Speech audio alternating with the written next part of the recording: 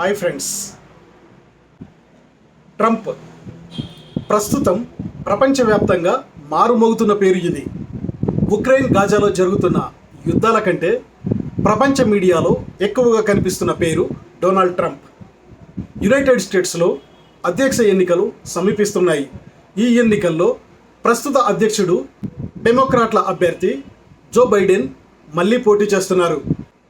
ఆయనపై Republican party తరపున Donald Trump రెండోసారి బరిలోకి దిగుతున్నారు. అయితే ఎన్నికల ప్రచారంలో కంటే ఆయన టెంపరితనం, నోటి దురుసు, తన చర్యల కారణంగానే నిత్యం వార్తల్లో నిలుస్తున్నారు.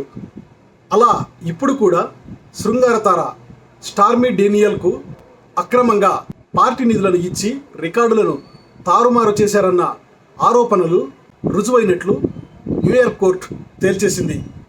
సుమారు 34 అంశాల్లో ట్రంప్ను దోషిగా నిర్ధారించింది. ఇలా ఓ కేసులో దోషిగా తేలిన తొలి అమెరికా మాజీ అధ్యక్షుడు ట్రంపే కావడం గమనార్హం. అయితే మరో 5 నెలల్లో ఎన్నికలు జరుగుతున్న తరుణంలో ఈ తీర్పు వెలువడడం ప్రాధాన్యం సంతరించుకుంది. ఇప్పుడు ట్రంప్ దోషిగా తేలడంతో అధ్యక్ష ఎన్నికల్లో పోటీ చేయవచ్చా లేదా అన్న చర్చ ప్రపంచవ్యాప్తంగా సాగుతోంది. సాధారణంగా అధ్యక్ష అభ్యర్థి చేసిన నేరం రుజువైతే సాధ్యమైనంత వరకు అతడి రాజకీయ జీవితం ముగిసినట్టే. ట్రంప్ చేసిన నేరం కూడా సభ్య సమాజం ఆమోదించలేనిది. ట్రంప్ దోషిగా తేలిన తరువాత అమెరికన్లు ఎలా రియాక్ట్ అయి ఉంటారు? అమెరికా అధ్యక్షుడు బైడెన్ అయితే న్యాయం గెలిచిందని చెప్పారు.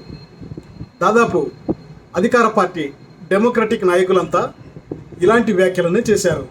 అయితే అమెరికన్ల స్పందన మాత్రం అందుకు భిన్నంగా ఉంది.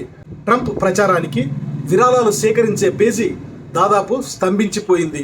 అంటే పెద్ద ఎత్తున ఆ వెబ్సైట్ను అమెరికన్లు ఓపెన్ చేస్తున్నట్టు తెలుస్తోంది. ట్రంప్ ప్రచారానికి అవసరమైన విరాళాలు ఇవ్వడానికి అమెరికన్లు ఎగబడినట్లు ట్రంప్ సోషల్ మీడియా టీం ప్రకటించింది. అది కూడా ట్రంప్ దోషిగా ప్రకటించిన గంటకే మద్దతుదారులు ఇలా విరాళాలతో పోటెత్తినట్టు తెలుస్తోంది. న్యూయార్క్ కోర్టు ట్రంప్ నేరాన్ని నిర్ధారించిన తర్వాత తన సొంత సోషల్ మీడియా వేదిక ట్రూత్ సోషల్లో ట్రంప్ ఓ పోస్ట్ చేశారు. అదే అభిమానులు విరాళాలు ఇవ్వడానికి ఎగబడడానికి కారణమైంది. అయితే తన సోషల్ మీడియాలో ట్రంప్ ఏమని పోస్ట్ చేశారు? అభిమానులు ఎంత డబ్బును విరాళంగా ఇచ్చారు? కోర్టు తీర్పు వచ్చిన వెంటనే ట్రంప్ తాను రాజకీయ ఖైదీనని, ప్రత్యర్థుల రాక్షస రాజకీయ వేటలో దోషిని అయ్యానని, తాను ఏ తప్పు చేయలేదని ట్రంప్ వెల్లడించారు.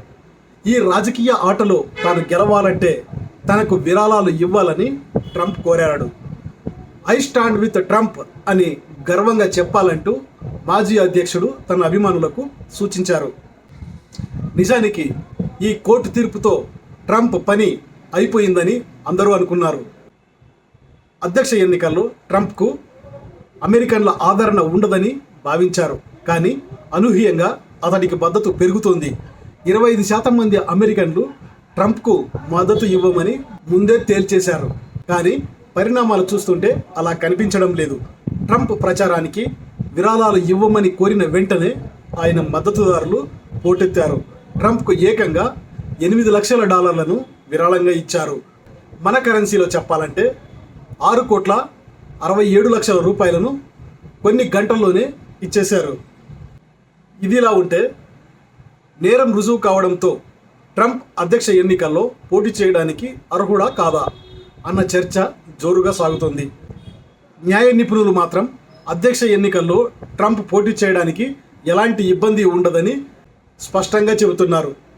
నేరారోపణలు రుజువైతే అధ్యక్షుడిగా పోటీ చేయరాదన్న నిబంధనలు అమెరికా రాజ్యాంగంలో లేవని చెబుతున్నారు. ఇక ట్రంప్ నేరాన్ని అమెరికన్లు పెద్దగా పట్టించుకోవడం లేదని కొందరు వాదిస్తున్నారు. ఓటర్లు ఇప్పటికే రెండు వర్గాలుగా విడిపోయారని, ట్రంప్పై ఈ కేసుల ప్రభావం ఎలా ఉంటుందో ఇప్పుడే చెప్పలేమని రాజకీయ విశ్లేషకులు చెబుతున్నారు. అయితే ట్రంప్ నేరం రుజువు కావడంతో ఇప్పుడు జైలు శిక్ష విధిస్తారా లేక జరిమానాతో సరిపెడతారా అన్నది తేలాల్సి ఉంది. ఈ కేసులో పైకోర్టుకు అప్పీల్ చేసుకునే అవకాశం ట్రంప్కు ఉంది. ట్రంప్ విషయంలో ఏం జరుగుతుందో ఇప్పుడే చెప్పలేమని విశ్లేషకులు వివరిస్తున్నారు. కానీ తాను అమాయకుడినని, ఈ విషయం ప్రతి ఒక్కరికి తెలుసని ట్రంప్ చెబుతున్నారు. తీర్పునిచ్చిన జడ్జి అవినీతిపరుడని ట్రంప్ ఆరోపించారు. ఇది అమెరికాకు అవమానకరమైన తీర్పు అని కొట్టిపడేశారు. నిజమైన తీర్పు నవంబర్ 5న అమెరికా అధ్యక్ష ఎన్నికల్లో ప్రజలు ఇస్తారని తేల్చి చెప్పారు. తాను దేశం కోసం, న్యాయం కోసం పోరాడుతూనే ఉంటానని ట్రంప్ స్పష్టం చేశారు.